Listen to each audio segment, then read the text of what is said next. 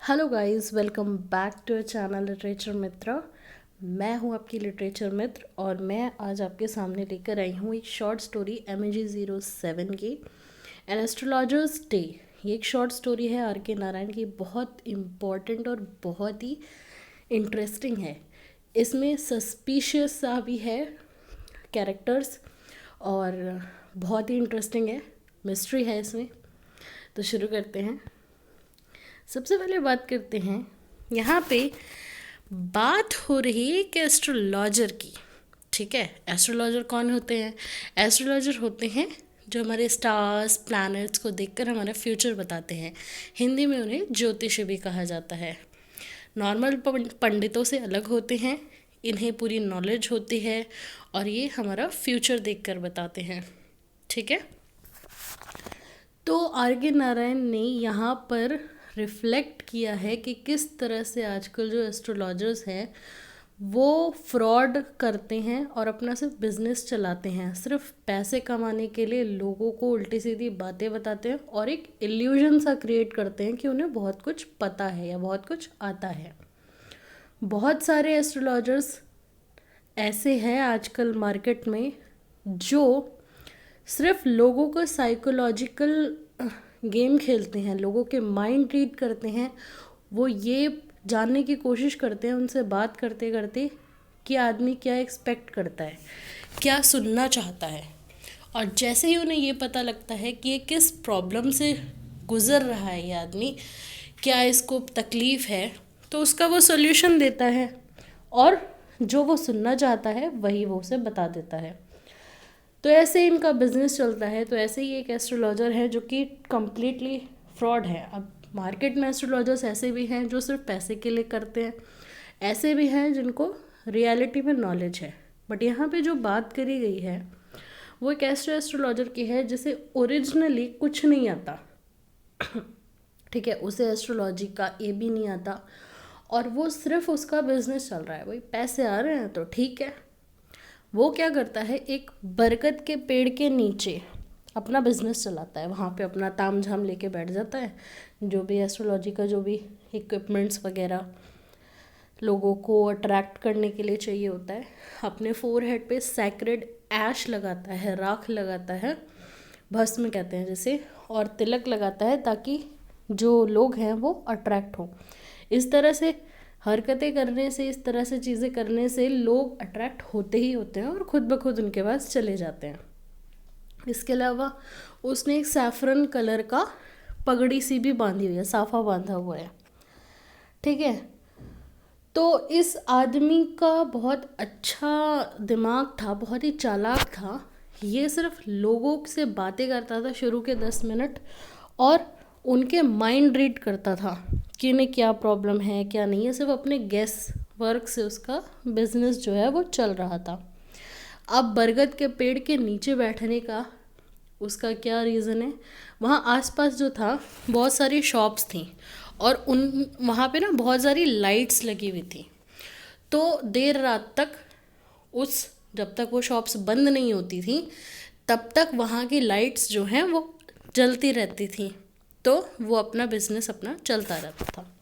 अब एक दिन क्या होता है कि वो जो एस्ट्रोलॉजर है वो अपना भाई रोज़ का काम करके रात को अंधेरा होना शुरू हो जाता है, लाइट्स वगैरह भी शॉप्स भी बंद होने लगती हैं धीरे धीरे, थोड़ी बहुत ही लाइट बची होती है। तो वो कहता है भाई चलो आज का बहुत हो गया, चलते हैं। अब वो अपना सब बांध बूंद के जाने ही वाला होता है, इतने में उसे एक आदमी दिखता है जो कि बहुत परेशान लग रहा होता है। तो पहले तो वो सोचता है, इग्नोर करता है, बट थोड़ी देर में वो सोचता है कि भाई यहाँ से भी पैसे कमाए जा सकते हैं, तो मैं देखता हूँ। जाता है उसके पास, कहता है कि भाई तुम मुझे बताओ, मैं तुम्हारी प्रॉब्लम सॉल्व करूँगा। क्या हो गया भाई, क्या परेशानी है? तो वो कहता है अरे तुम क्या सॉल्व करोगे मेरी प्रॉब्लम, जाओ यहाँ से।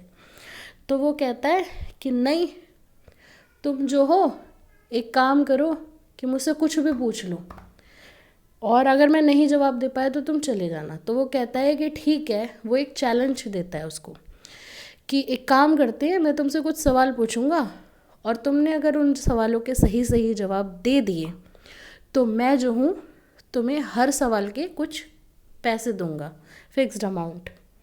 इतने में ही एक गाड़ी आ रही, अब दोनों ने एक दूसरे का चेहरा नहीं देखा होता क्योंकि अंधेरा होता है। इतने में सामने से एक गाड़ी आती है जिसकी हेडलाइट से उसके फेस पर फ्लैश पड़ता है। अब उसके फेस पर फ्लैश जैसे ही पड़ता है तो वो क्या करता है, एकदम से ज्योतिष जो होता है, एस्ट्रोलॉजर, वो एकदम से मना कर देता है। कहता है नहीं नहीं ठीक है, मैं कोई तुम्हारा चैलेंज एक्सेप्ट नहीं कर रहा, मेरे को नहीं बताना कुछ भी। तो वो थोड़ा सा डर सा जाता है और मना करके भागने लगता है। बट यहाँ पर क्या होता है कि वो पीछे बोलता है कि नहीं। इतने में क्या होता है, वो बोलता है कि नहीं नहीं तुम बताओ बताओ।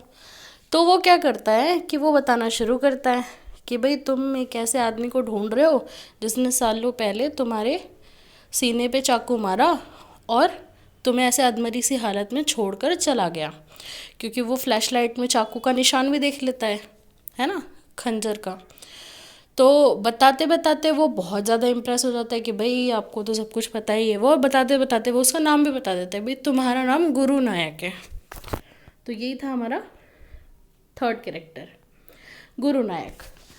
तो वो कहता है कि भाई ठीक है, आपको तो सब कुछ पता है ये वो। फिर वो बोलता है कि तुम ना तो वो कहता है कि भाई इस आदमी से मैं कब मिलूँगा, इतना सब तुमने बता दिया तो अब भी बता दो, ये भी बता दो। तो कहता है कि भाई तुम्हें एक जन्म का वेट करना पड़ेगा क्योंकि आदमी तो मर गया। तो कहता है चलो भाई अब ठीक है, मर गया तो क्या कर सकते हैं।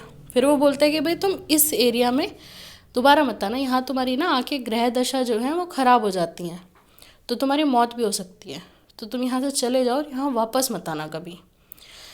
तो वो जो है मान भी जाता है क्योंकि उसने इतनी सारी बातें बताई थी। फिर वो घर जाता है और अपनी वाइफ को बताता है सारी कहानी कि हम जो है एस्ट्रोलॉजर वगैरह तो ये सब बेकार की बातें हैं। मैं पहले दूसरे गांव में रहता था और वहाँ पे मतलब मैं बहुत ज़्यादा पीता वीता था, बहुत ज़्यादा जुए वुए खेलता था। मेरा फादर जो था वो फार्मर था और हमारा ये सब धंधा नहीं था। तो एक बार जब जुए वुए में वो सब कुछ हार जाता है, बहुत पी रखी होती है, तो वो एक आदमी को सीने पे चाकू मार देता है और उसको लगता है कि उसने मर्डर कर दिया और वो वहाँ से भाग जाता है। भागते भागते वो एक दूसरे ही गांव में पहुँच जाता है और वहाँ से वो वापस भी नहीं आता। तो ये सारी स्टोरी होती है, वो सुनाता है और उसको ये भी सुन के जान के बहुत अच्छा लगता है उसकी वाइफ को कि भाई मेरा हस्बैंड एक खूनी नहीं है, मतलब मर्डर उस रात नहीं हुआ था, वो आदमी जिंदा था। और उस एस्ट्रोलॉजर को भी ये बात जान के बहुत खुशी होती है कि भाई मैं एक खूनी नहीं हूँ। उसके बाद जब वो पैसे निकालता है कि भाई जिसने जितने पैसे दिए थे, कितने पैसे दिए थे मैं भी देखूँ ज़रा, तो उसे पता लगता है कि उसने कुछ पैसे कम दिए थे, तो वो उसे बहुत ज़्यादा कोस रहा होता है। और यहीं पर हमारी जो स्टोरी है वो ख़त्म हो जाती है। Thank you guys for watching this video. If you like this video, hit the like button, keep sharing and do subscribe our channel. Thank you.